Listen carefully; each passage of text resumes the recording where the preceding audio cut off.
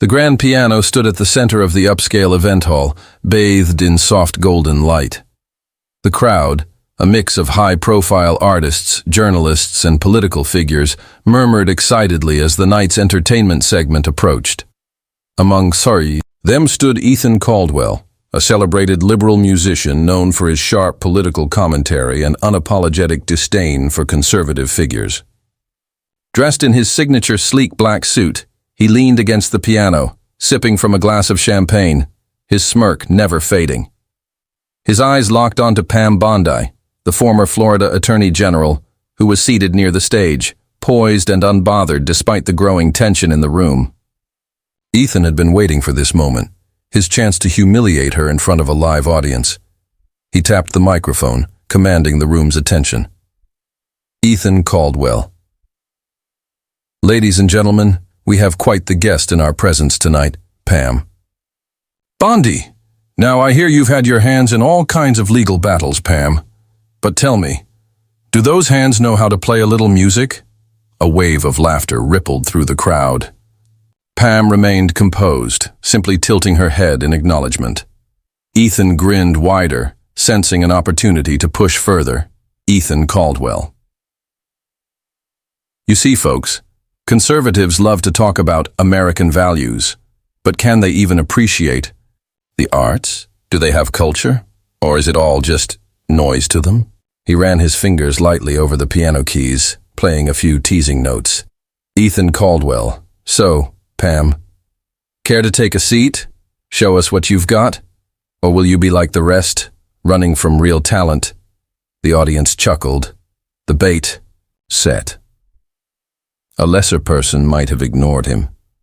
But Pam Bondi, she simply smiled. Slowly she rose from her seat, gracefully making her way toward the stage. The murmurs in the room grew. This was unexpected. Ethan's smirk faltered just slightly.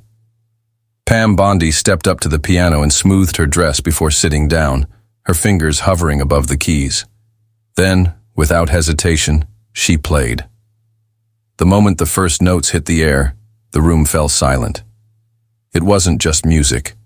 It was mastery. Pam's fingers danced across the keys with effortless precision, weaving a melody so powerful, so undeniably beautiful, that it silenced even her harshest critics. The music swelled, filling the hall with an energy that sent shivers through the crowd. Ethan stood frozen, his confidence draining as realization struck. He had just been outclassed. Pam Bondi, the woman he had intended to humiliate, had just stunned an entire room with a performance that could bring tears to the eyes of even the most hardened soul. As the final note faded into silence, a stunned pause lingered in the air. Then, thunderous applause. Pam simply stood, offered Ethan a knowing smile, and walked back to her seat without another word. The power in the room had shifted, and Ethan Caldwell knew he had made a grave mistake. The fallout began immediately. The moment Pam Bondi took her seat, Ethan's arrogance crumbled. The whispers among the elite musicians and journalists were no longer praises for him. They were filled with shock and awe for her. Ethan forced a chuckle and grabbed the microphone again, trying to regain control. Ethan Caldwell, well. I guess even politicians can surprise us sometimes. His words were meant to be light-hearted, but there was an undeniable strain in his voice. He had expected humiliation, but not for himself. At the back of the room, a well-known music critic, Jonathan Rees, smirked as he leaned over to his colleague. Jonathan Rees, did you see that? She didn't just play. She commanded that piano. That was professional-level performance. His colleague, Samantha Lane, nodded in agreement. Samantha Lane. And Ethan thought he could mock her? That was a mistake. Meanwhile, Ethan seethed internally. His entire career was built on his sharp tongue, his ability to turn public opinion with his witty barbs and clever put-downs. But now, the joke was on him. Later that evening, as guests mingled and the event continued, Ethan found himself being approached by fewer people. It was subtle, but the shift was happening. Pam Bondi, a woman he had considered culturally irrelevant, had stolen the night. And worse, she hadn't even needed to say a word. Ethan couldn't let this go. He had built his brand on being the intellectual, superior, the master of debate, the one who exposed the supposed ignorance of those he opposed. So he did what he did best. The next day, he took to social media. Ethan Caldwell music. Last night was fun. Who knew that some people can fake sophistication with a few piano lessons? Within hours, the post went viral. His fan base, mostly made up of young liberals who adored his takedowns, rallied behind him. But then, something unexpected happened. Clips of Pam's performance started circulating, not just among conservatives but among real musicians. And their response? Astonishment. David Langston, P.W.A.M. Langston composer. That wasn't beginner level playing. That was advanced. Bondi isn't just competent, she's incredible. Elise Moreau, Elise pianist. Ethan's response is just pure insecurity. He got shown up, and now he's bitter. For the first time in his career, Ethan's words weren't controlling the narrative. Pam Bondi had played one song, and now she had the music world questioning everything about him. Ethan's frustration grew as the story took on a life of its own. He tried to double down, calling Pam's performance a fluke. But a journalist uncovered an old interview where Pam mentioned that she had studied classical piano for years. The revelation went viral.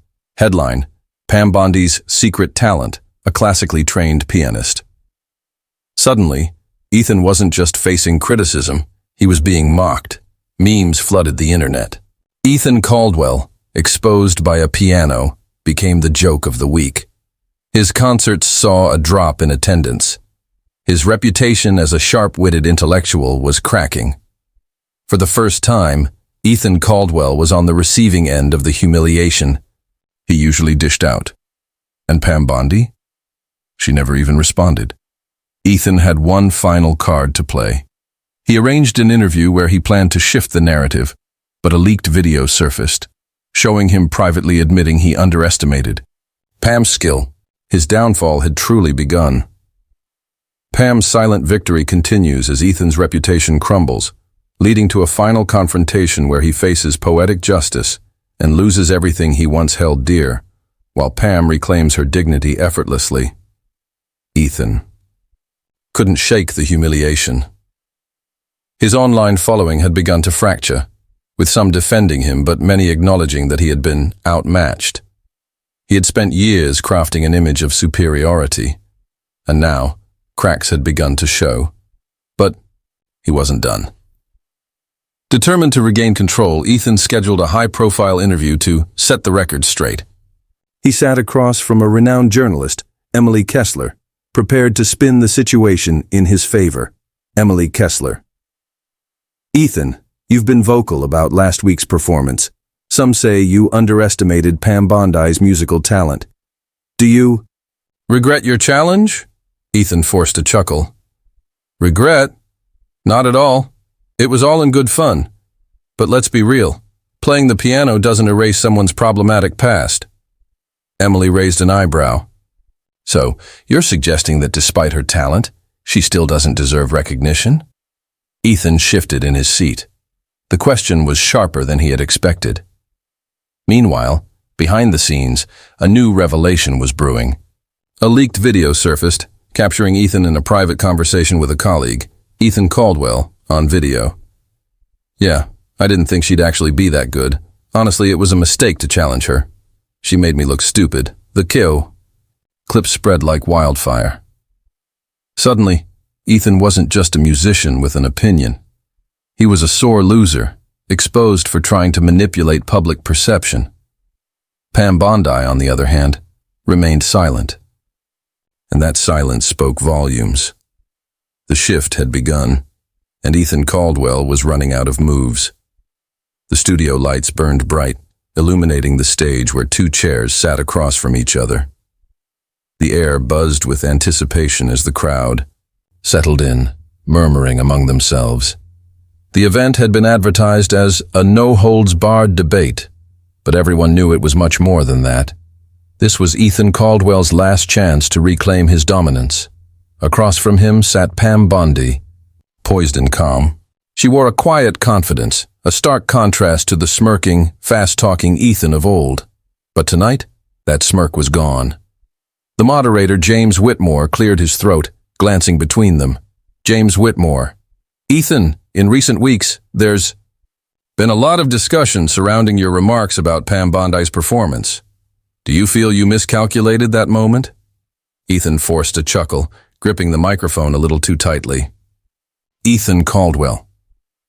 Look, I don't regret calling out hypocrisy. My point was never about piano playing. It was about how we, as a society, elevate people who don't deserve it. A few notes on a piano don't erase a controversial career. A murmur rippled through the audience. Pam remained composed, listening. James turned to her. James Whitmore. Pam, would you like to respond? She leaned forward slightly, her voice steady. Pam Bondi. Ethan, this was never about politics. It was about underestimation. You assumed that because I wasn't in your world, I had no place in it. That's where you went wrong. The crowd stirred, some nodding. Ethan's jaw tightened, but he quickly covered it with a smirk. Ethan Caldwell. All right, so you played a song well. Congratulations. But let's not pretend that somehow changes. Pam interrupted, her tone sharper now. Pam Bondi. Ethan, this isn't about me anymore. It's about you. Silence. She leaned in slightly, holding his gaze. Pam Bondi.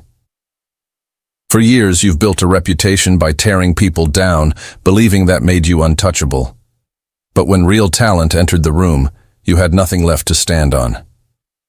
That's why you're struggling now.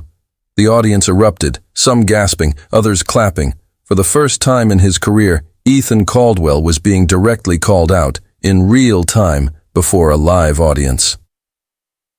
The shift in power. Ethan's smirk wavered. He looked toward the audience, hoping for support. But the energy in the room had changed. Then, from the back of the press section, a journalist stood up, microphone in hand.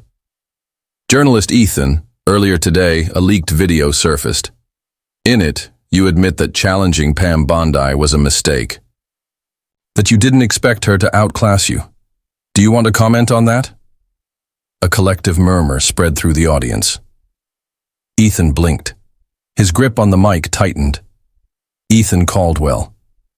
That's taken out of context. But Pam was watching him now, not with anger, not with smugness, just certainty. She didn't need to speak. The audience knew the truth now. A slow clap began from the front row, then another, and another, until the entire audience was applauding her. Pam Bondi, the woman Ethan had tried to humiliate, had just won, and she didn't even need to argue. Ethan sat frozen, his carefully built image crumbling around him. Pam set down her microphone. Then, without another word, she stood and walked off stage. She had nothing left to prove. The internet moved fast, but scandals moved faster. By the time Ethan Caldwell woke up the next morning, his downfall was already in full swing. The clip of his failed debate with Pam Bondi had gone viral overnight. Social media was flooded with reactions, some mocking, some condemning, and some simply reveling in the irony.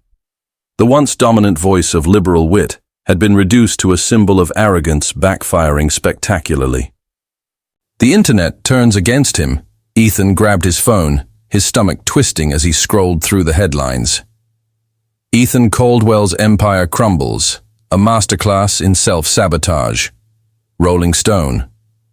Pam Bondi didn't just win, she exposed him. The Atlantic. From tastemaker to tasteless, how Ethan Caldwell became a meme. Vulture Twitter was even worse. Music critic J. Imagine spending years branding yourself as an intellectual, only to get schooled by someone you underestimated. Ethan Caldwell just learned a hard lesson. A political pulse.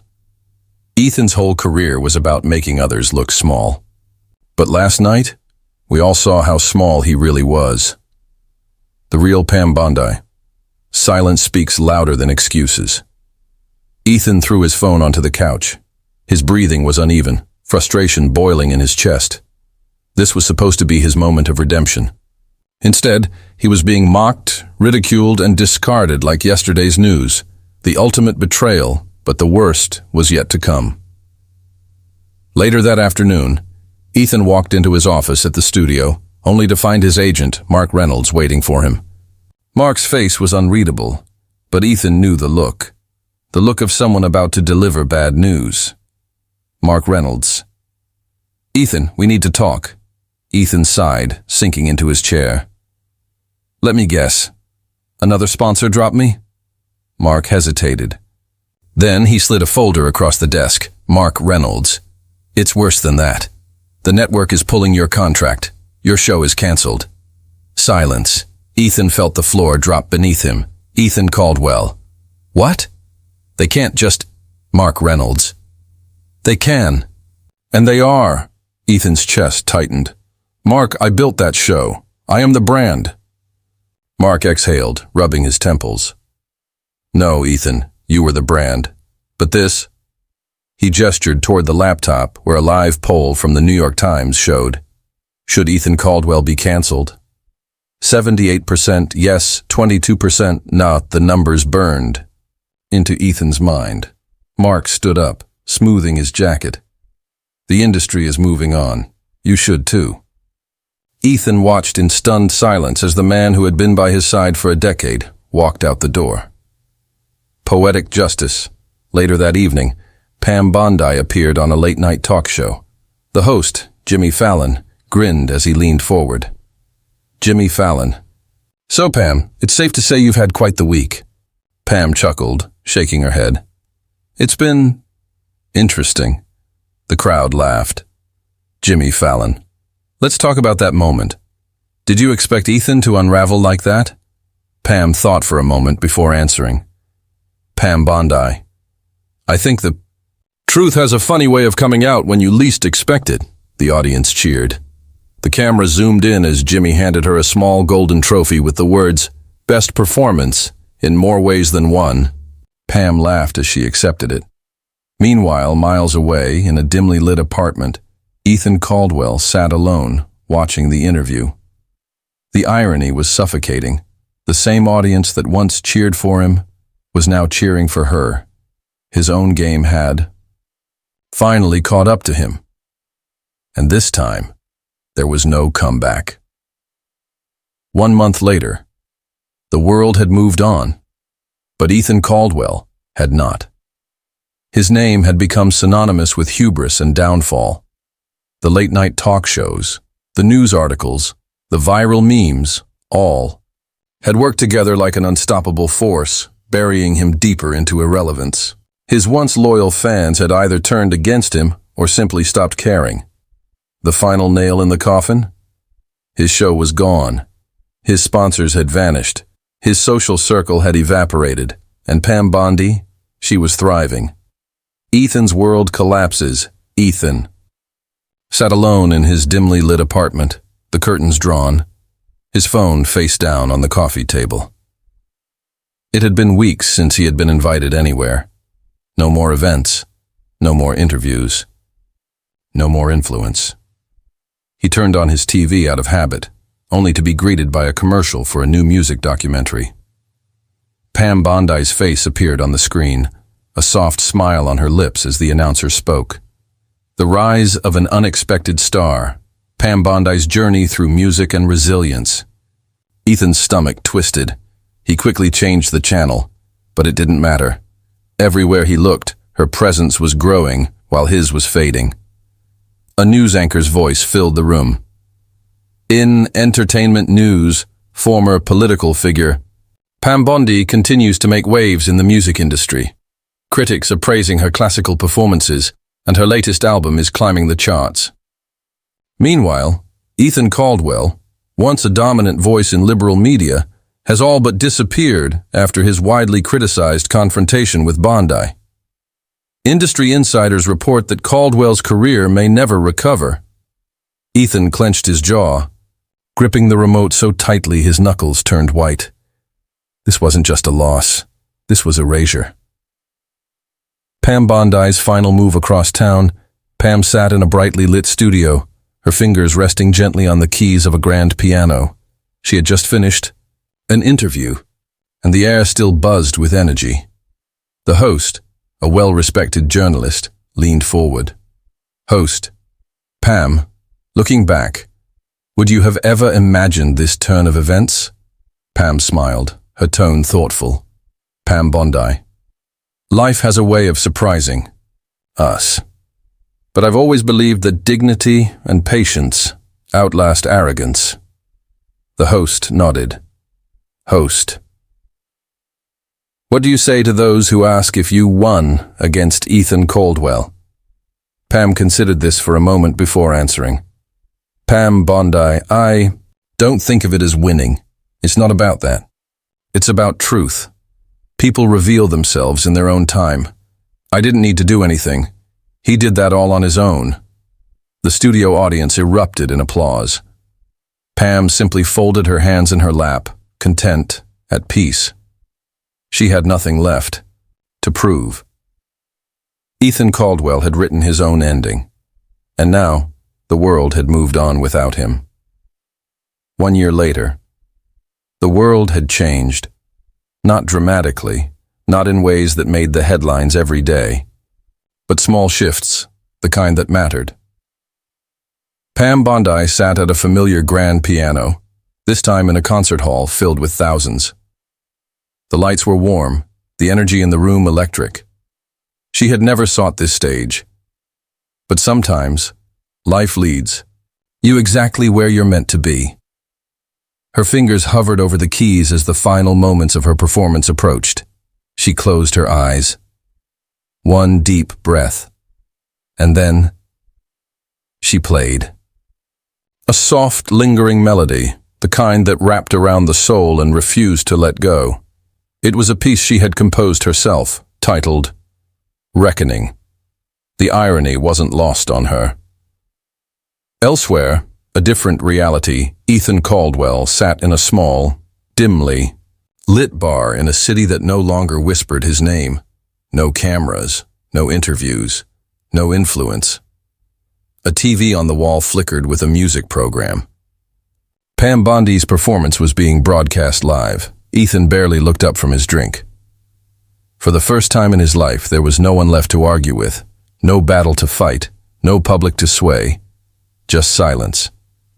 And perhaps a thought he had long refused to entertain.